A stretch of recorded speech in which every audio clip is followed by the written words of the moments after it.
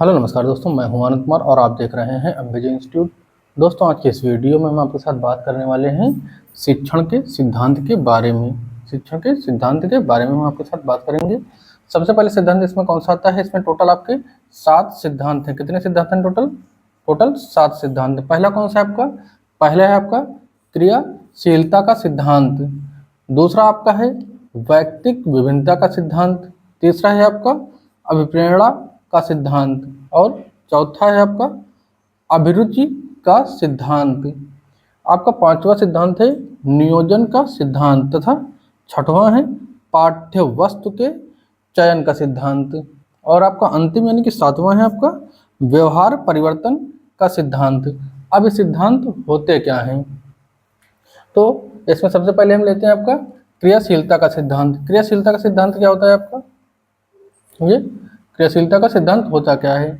तो ऐसी शिक्षा देना कि बच्चे में जो है क्रियाशीलता उत्पन्न हो, मतलब बच्चा इस तरह से सीखे कि वह क्रियाशील बन जाए। इस तरह से इसमें शिक्षण देना होता है क्रियाशील सिद्धांत में।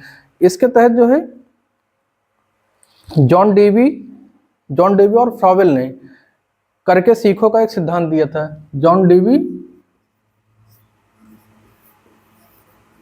व फ्रॉवेल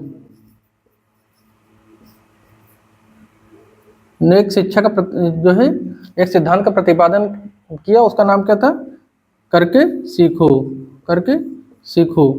ये सिद्धांत किसका है? करके सीखो का सिद्धांत अगर पूछता है एग्जाम में आपसे तो ये जॉन डेवी तथा फ्रॉवेल का है। किसका सिद्धांत है करके सीखो? जॉन डेवी और फ्रॉवेल का सिद्धांत है, इन्होंने प्रतिपादन किया था। दूसरा एक इसमें इससे संबंधित जो है क्रियाशीलता के सिद्धांत से संबंधित एक और है, जिसमें से महात्मा गांधी और आपके कौन थे?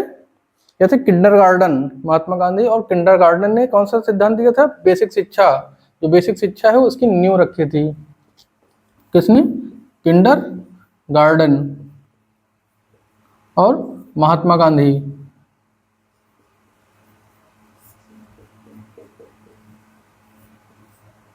जो बेसिक शिक्षा की नींव है किसने रखी है?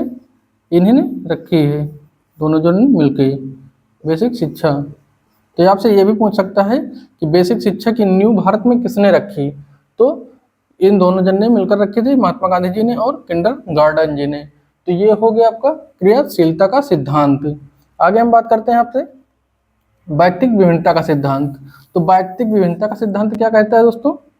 वैयक्तिक विभिन्नता का सिद्धांत ये कहता है कि हर व्यक्ति यानी कि हर एक बच्चे के जो क्रियाशील होता है वो अलग अलग होता है। सबकी कैपेसिटी एक दूसरे से भिन्न होती है। कोई भी बच्चा एक दूसरे के पैरेलल नहीं हो सकता, समान नहीं हो सकता। कुछ ना कुछ भिन्नताएं होंगी। जैसे बच्चा सीखता है तो सीखने में कुछ अलग होंगी, जो क्रिया करता है उसमें कुछ अलग होंगी। तो इस तरह से वैयक्तिक विभिन्नता का ये सिद्धांत है। इसमें से सीखने की जो क्षमताएं होती है वो भिन्न भिन्न होती हैं, ऐसा बताया जाता है। तो ये हो गया आपका वैयक्तिक विभिन्नता का। अगला है आपका अभिप्रेरणा का सिद्धांत। तो दोस्तों, अभिप्रेरणा का सिद्धांत क्या होता है?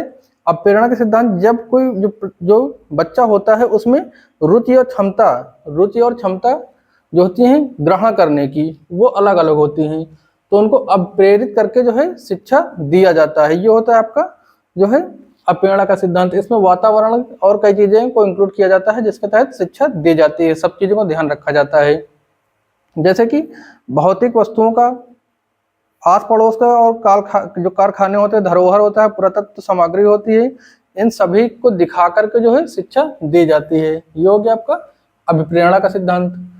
अब अगला है आपका अभिरुचि का सिद्धांत। अभिरुचि का सिद्धांत क्या कहता है? ये कहता है कि जो बच्चा होता है, बच्चों में लक्ष्य की जो संप्राप्ति होती है, ठीक, जो अभिरुचि का सिद्धांत होता है बच्चे में जो है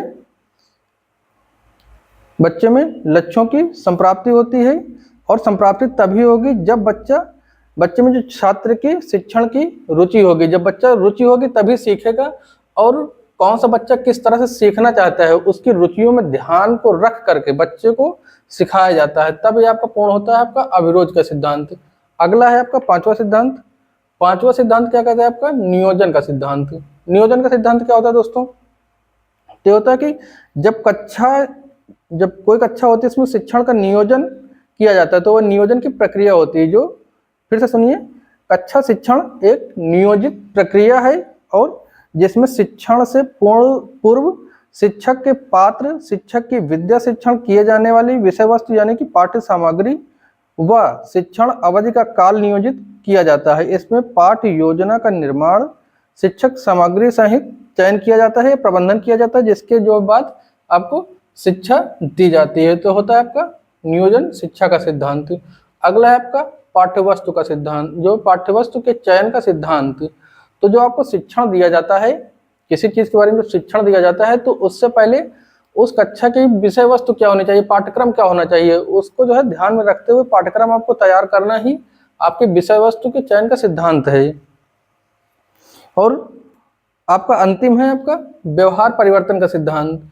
तो बच्चों को इस तरह से शिक्षा दी जानी चाहिए कि उनके व्यवहार में परिवर्तन हो। मान लो बच्चा कोई कम सीख पा रहा है, शुरुआत में आता है, कम जानकारी रख पाता है, किसी चीज को कम जानता है, किसी और भी भिन्न तरीकों से जिनमें कम जानकारियां हो, और उनको ऐसी जानकारी दी जाए जिससे कि बच्चे के भविष्य में जो है व्यवहार में उसके परिवर्तन आ जाए।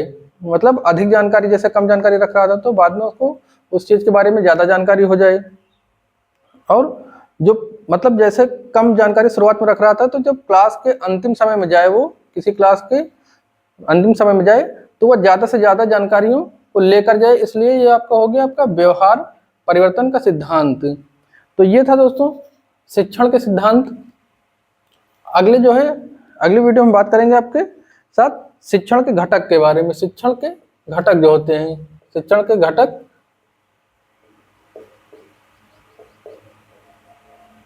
या शिक्षण के चर के बारे में, शिक्षण के घटक या चर के बारे में हम बात करेंगे। तो चलिए दोस्तों, आज की वीडियो में बस इतना ही।